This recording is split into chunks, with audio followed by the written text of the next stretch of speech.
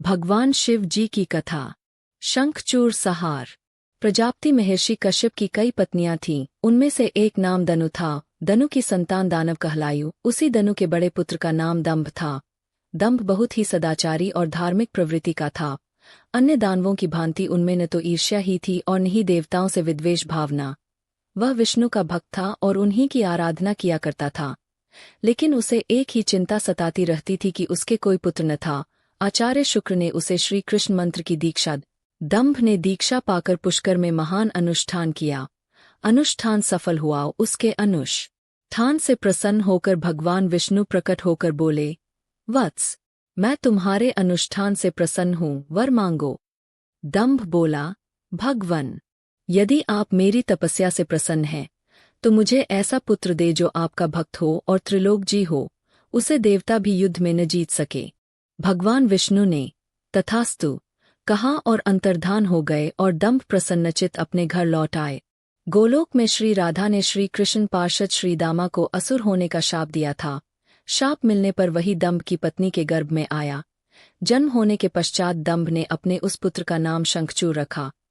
जब वह कुछ बड़ा हुआ तो दंभ ने उसे मुनि जैगीशिवे की देखरेख में रख दिया। मुनि जैगीशिवे ने उसे शिक्षा दीक्षा दी। अपनी कुमार अवस्था में ही शंखचूड़ पुष्कर में पहुंचा और उस महान धार्मिक तपस्थली में ध्यान मग्न रहकर वर्षों तक ब्रह्मा जी की तपस्या करता रहा। उसकी घोर तपस्या से प्रसन्न होकर ब्रह्मा जी प्रकट होकर बोले, वत स, मैं तुम्हारी तपस्या से प्रसन्न हूँ, वर मांगो। पितामह, मुझे ऐसा वरदान दीजिए कि मुझे देवता पराजित न कर सके। शंखचूड़ ने कहा। ब्रह्मा जी ने उसे ऐसा ही वरदान दिया और श्री कृष्ण कवच प्रदान करते हुए उसे आदेश दिया, शंखचूड़, तुम बद्रिकाश्रम चले जाओ। वहां तुम्हारा भाग्य का सितारा उदय होने की प्रतीक्षा कर रहा है। आदेश मानकर शंखचूड़ बद्रिकाश्रम पहुंचा। वहां महाराज धर्मध्वज की पुत्री तुलसी भी तपस्या कर रही थी। दोनों का आपस में परिचय हुआ और ब्रह्मा जी की इच्छानुसार दोनों का विवाह हो गया। अपनी पत्नी को लेकर शंखचूड़ पुनः दैत्यपुरी लौट गया। शुक्राचार्य ने उसे दानवों का अधिपति बना दिया। सिंहासन पर बैठते ही उसने अपना साम्राज्य बगाने के लिए देवलोक पर चढ़ाई कर दी। ब्रह्मा जी के वरदान के कारण वह अजेय हो चुका था। आठ उसे देवों को हराने में कोई कठिनाई नहीं हुई। उसने अमरावती पर कब्जा जमा लिया। इंद्र अमरावती छोड़कर भाग निकले। देवता उसके डर से कंदराओं में जा छुपे। शंखचूड़ तीनों लोकों का शासक हो गया और सब लोकपालों का कार्य भी उसने संभाल लिया। उसने अपनी प्रजा की भलाई के लिए अनेक कार्य किए। प्रजा उससे बहुत प्रसन्न थी। सर्वत्र सुख और शांति थी, क्योंकि शंखचूड़ स्वयं भी कृष्ण भक्त था। आठ उसकी प्रजा भी भगवान कृष्ण पर पूरी आस्था रखने लगी। उसके राज्य से अधर्म का नाश हो गया। प्रजा इंद्र और देवताओं को भूलने लगी। इससे देवताओं को बहुत क्षोभ हुआ। इंद्र पितामह ब्रह्मा के पास पहुंचकर बोले, पितामह, आपने शंखचूड़ को अभय होने का वरदान देकर उसे निरंकुश बना दिया है। वह अमरावती पर कब्जा जमाए बैठा है। देवता दर दर की ठोकरें खा रहे हैं। हमें बताइए हम क्या करें। पितामह बोले, सुरेंद्र, शंखचूड़ धार्मिक और रीति से अपना शासन चला रहा है। प्रजा उससे प्रसन्न है। उसके राज्य में प्रजा सुखी और संपन्न है। हमें उससे कोई शिकायत नहीं है। इंद्र बोले, यह सब तो ठीक है पितामह, लेकिन क्या हम यूं ही भटकते रहेंगे? आखिर अमरावती है तो देवताओं का ही। पितामह बोले, अवश्य है, किंतु शंखचूड़ ने तुम्हें युद्ध में पराजित करके उसे प्राप्त किया है। उसने तुम्हारी प्रजा को भी कोई कष्ट नहीं पहुंचाया है। सिर्फ सिंहासनों का ही फेरबदल हुआ है न। इंद्र बोला, लेकिन पितामह, हम आपकी संतानें हैं। क्या आप चाहेंगे कि आपकी संतानें यूं ही दरबदर भटकती रहें? कुछ उपाय कीजिए पितामह। पितामह बोले, मैं इसमें कुछ नहीं कर सकता देवेंद्र। जब तक शंखचूड़ के भाग्य में अमरावती का ऐश्वर्य भोगना है, वह भोगेगा ही। तुम भगवान विष्णु के पास चले जाओ, वे अवश्य कोई उपाय तुम्हें सुझा देंगे। वहां से निराश होकर इंद्र श्री विष्णु के पास पहुंचा और उनकी स्तुति करके बोला, भगवन, देवता इस समय भारी संकट में है। ब्रह्मा जी ने अपनी असमर्थता जाहिर करके मुझे आपके पास भेज दिया है। कुछ कीजिए प्रभु, अन्यथा संपूर्ण देव जाति ही नष्ट हो जाएगी। विष्णु बोले, पितामह का कहना ठीक है। मैं भी अकारण शंखचूड़ के संबंधों में हस्तक्षेप करना पसंद नहीं करता। उसकी सारी प्रजा कृष्ण भक्त है और कृष्ण मेरा ही प्रतिरूप है। मैं अपने भक्त पर कष्ट होते नहीं देख सकता, लेकिन निराश होने की आवश्यकता नहीं सुराज। तुम भगवान शिव के पास चले जाओ और उन्हीं से कोई उपाय पूछो, वे अवश्य तुम्हारे कष्ट का निवारण कर देंगे। विष्णु की बात सुनकर इंद्र निराश भाव से बैकुंठ से निकल आया। अंत में वह भगवान शिव के पास कैलाश पर्वत न जाकर शिवलोक पहुंचा और भगवान शिव की स्तुति करके अपने आने का प्रयोजन बताया। भगवान शिव ने उसकी बात सुनी और उसे आश्वस्त किया, धैर्य रखो सुरराज, तुम्हारा सिंहासन तुम्हें अवश्य प्राप्त होगा। गंधर्वराज चित्ररथ को अभी दूध बनाकर शंखचूड़ के पास रवाना करता हूँ। शिव के आदेशानुसार गंधर्वराज चित्ररथ शंखचूड़ की राजधानी पहुंचा। उस समय शंखचूड़ अपने सिंहासन पर विराजमान था। चित्ररथ ने उसका अभिवादन करने के पश्चात अपने आने का कारण बताया। दैत्यराज, मैं गंधर्वराज चित्ररथ हूँ और भगवान शिव का एक संदेश लेकर आपके पास आया हूँ। यह सुनकर शंखचूड़ के चेहरे पर आश्चर्य झलक आया। शिव के दूत को सामने पाकर वह सिंहासन से उठकर बोला, मेरा अहोभाग्य है कि भगवान शिव ने मुझे किसी योग्य समझा। आप संदेश सुनाइए, क्या संदेश भेजा है भगवान रुद्र ने? गंधर्वराज बोला, दैत्यराज, भगवान शिव का संदेश है कि तुम देवताओं का राज्य उन्हें वापस लौटा दो और उनकी अधिकार उन्हें दे दो। भगवान शिव ने देवों को अभय होने का वचन दिया है।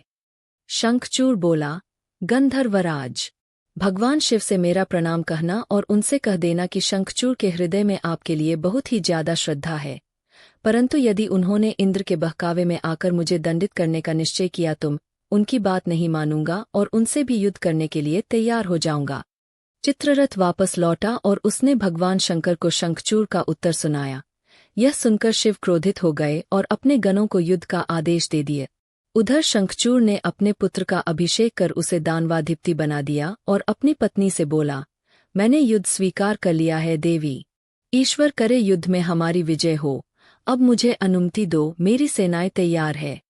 शंखचूड़ अपनी सेनाएं लेकर युद्ध भूमि में जा पहुंचा।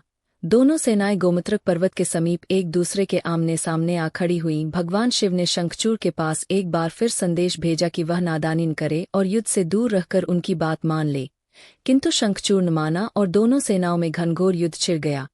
भगवान शिव और शंखचूड़ आमने सामने डट गए। दोनों में अनेक अस्त्र शस्त्रों से युद्ध होने लगा। फिर भगवान शिव ने ज्यों ही शंखचूड़ का वध करने के लिए त्रिशूल उठाया तो आकाशवाणी हुई, देवाधिदेव, आप प्रलयंकर है, सर्वसमर्थ है, किंतु आपको मर्यादा की रक्षा करनी चाहिए। श्रुति की मर्यादा को नष्ट न करें। जब तक शंखचूड़ के पास हरि का कवच है और जब तक उसकी पतिव्रता पत्नी मौजूद है, तब तक उस पर बुगापा नहीं आ सकता और न ही उसकी मृत्यु हो सकती है। आकाशवाणी के खत्म होते ही शिव का त्रिशूल अपने आप रुक गया। तभी भगवान विष्णु प्रकट हुए। शिव बोले, भगवन, आपने तो मुझे बड़े धर्म संकट में डाल दिया है। आप ही ने तो इंद्र को मेरे पास भेजा और जब मैंने उसे अभय करने के लिए युद्ध आरंभ किया तो अब आप ही का कवच आड़े आ रहा है। अब आप ही कोई उपाय सोचिए। विष्णु बोले, शंखचूड़ के शाप का समय अब समाप्त होने ही वाला है भगवन। अब इसे असुर योनि से मुक्त करके गोलोक भेजना पड़ेगा। यह कृष्ण भक्त है और कृष्ण मेरा ही प्रतिरूप है, अतः इसे वापस गोलोक में भेजना होगा। फिर विष्णु ने एक ब्राह्मण का वेश धारण किया और शंखचूड़ के पास पहुंचकर बोले, दानवराज, मैं एक निर्धन ब्राह्मण हूँ, कुछ पाने की आस लिए आपके पास आया हूँ। शंखचूड़ बोला, मांगो विप्रवर, जो भी मेरे पास है उसे दे देने में मुझे किंचित भी विलंब नहीं लगेगा। मेरा सिर भी मांगोगे तो वह भी दे देने में इनकार नहीं करूंगा, आप आदेश तो दे। ब्राह्मण वेशधारी विष्णु बोले, दैत्यराज, मुझे आपका सिर नहीं आपका कवच चाहिए, बोलिए देंगे अपना कवच। शंखचूड़ ने अपना कवच उतारकर ब्राह्मण वेशधारी विष्णु को सौंपते हुए कहा, अवश्य, यदि भगवान कृष्ण की ऐसी ही इच्छा है तो ऐसा ही होगा, आप कवच ले जाइए। ब्राह्मण वेशधारी विष्णु कवच लेकर दैत्यपुरी पहुंचे। फिर उन्होंने शंखचूड़ का वेश धारण किया और राजमहल में जाकर शंखचूड़ की पत्नी तुलसी के पास पहुंचे। तुलसी ने उन्हें अपना पति ही समझा और उनका स्वागत किया। उस रात विष्णु शंखचूड़ के महल में ही ठहरे। अचानक ही पतिव्रता तुलसी को धोखे का आभास हुआ। वह चौंकर बिस्तर से उठी, बोली, कौन है तू और मेरे साथ छल करने का तुझमें साहस कैसे हुआ? जल्दी बोल, अन्यथा अपने पतिव्रत तेज से अभी भस्म करती हूँ। विष्णु अपने वास्तविक रूप में प्रकट हो गए। उन्होंने तुलसी को समझाते हुए कहा, सुनो तुलसी, तुम्हारे पति का समय पूरा हुआ, एक शाप के कारण ही उसे असुर योनि में आना पड़ा था। अब से वह गोलोक में रहेगा, क्योंकि तुम्हारा पतिव्रत धर्म ही उसकी रक्षा कर रहा था, इसलिए मुझे छल करके तुम्हें कलुषित करना पड़ा। तुलसी रोते हुए बोली, यह आपने अच्छा नहीं किया भगवन, यूं मेरे साथ छल करके मेरा सतीत्व नष्ट किया।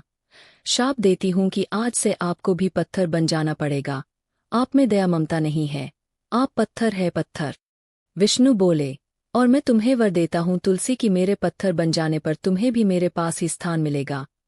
भविष्य में लोग तुलसी और शालग्राम की पूजा करेंगे, तुलसी के बगैर शालग्राम की पूजा अधूरी रहेगी। उसके बाद विष्णु अंतर्धान हो गए और युद्ध भूमि में खड़े शिव को अपनी दिव्य शक्ति से सब कुछ बता दिया। शंखचूड़ और शिव में पुनः युद्ध आरंभ हो गया, किंतु तुलसी के पतिव्रत धर्म नष्ट हो जाने से शंखचूड़ की शक्ति घट गई थी। आत शिव ने अपना त्रिशूल उसकी ओर फेंका तो वह सीधा शंखचूड़ के हृदयस्थल को वेध गया। वातावरण में हजारों बिजलियां एक साथ क्रौंद गईं, चारों दिशाएं कांप उठीं और देखते ही देखते शंखचूड़ धरती पर जा गिरते ही उसके प्राण पखेरु उड़ गए। शाप से मुक्ति मिलते ही श्रीदामा गोलोक जा पहुंचा। उसकी भस्म से एक शंख प्रकट हुआ जो कालांतर में भगवान शिव के हाथों की शोभा बना। देवताओं ने शिव की जय जयकार की और इंद्र को अपना सिंहासन पुनः प्राप्त हो गए।